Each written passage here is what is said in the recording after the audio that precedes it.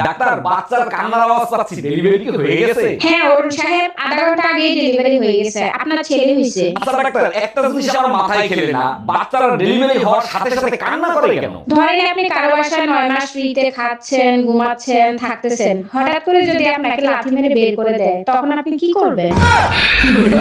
আম্মা, আপনার ফোনটা একটু দেন তো, আমার ফোনের ব্যালেন্স শেষ হয়ে গেছে, একটা জরুরি ফোন দেবো। আমার ফোন দিয়ে তো কাউরে ফোন দেওয়া যায় না, দেখ তো আমার ফোনের কি হইছে। আম্মা, আপনার ফোনের তো সিম নষ্ট হয়ে গেছে, নতুন সিম লাগাতে হবে। এখন সিম পাবো কোথায়? তুই এক কাজ কর, রান্নাঘরে ভেন্ডি আছে, ভেন্ডি লাগাই দে। আজকের পেপার দেখেছো, এক লোক বউ বিক্রি করে প্রাইভেট কার কিনছে। হ্যাঁ দেখছি, আমার প্রাইভেটের দরকার নাই, আমার কাছে সাইকেলই ঠিক আছে। ওরে আমার সোনা, তুমি আমারে এত ভালোবাসো। তোমাকে বিক্রি করলে সাইকেলের বেশি কিছু আসবে না। তুই কুত্তা, একটা কুত্তা।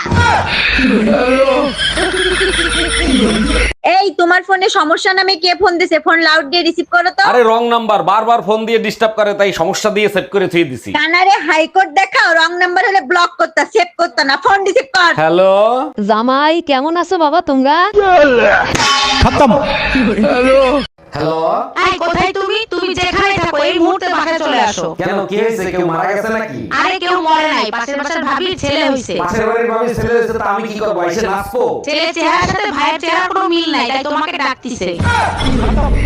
অরুণ ভাই, শুনলাম আপনি কিছু হইলেই নাকি ভাবিরে লাথি মারেন। ভাবি সব সময় তো মারি না, মাঝে মাঝে আপনার ভাবির উপকারের জন্য মারি। এইটা কেমন কথা বললেন? লাথি মারলে আবার কি রকম উপকার হয়? আপনার ভাবি বলছিল স্বামীর পায়ের তলে নাকি জান্নাত, তাই মাঝে মাঝে জান্নাতে পাঠাই। আরে জামাই, এত তাড়াতাড়ি চলে আসলাম মেয়ে নিতে? মা বললো বৌমারে অনেক মিস করতেছি, তাড়াতাড়ি যাইয়ে নিয়ে আয়। তোমার মাও বলে আমার মেয়ে মা কয়ে ডাকলে নাকি তার কলিজা জুড়ায় যায়। বুইরা মাতারের জন্য বাপের বাড়িতে শান্তিতে বেড়াইতেও পারি না।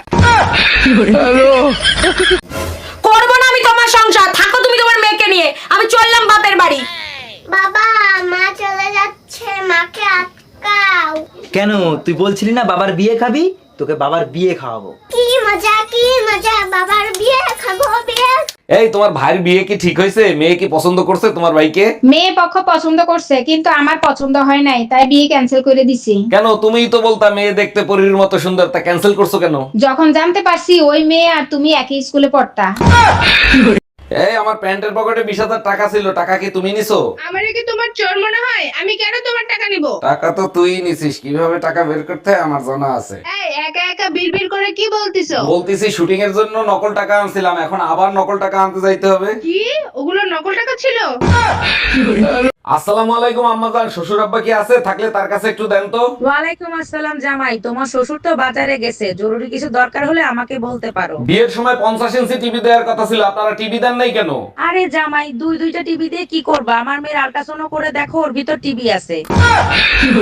এই তোমার না আজকে রিপোর্ট আনার কথা, রিপোর্ট কি আনছো? হ্যাঁ আনছি, আমার ব্রেন টিউমার হইছে। সর্বনাশ, তা কোথায় হয়েছে ব্রেন টিউমার? আমার পা ছায় হইছে। এখন থেকে সব সময় সাবধানে বসবা।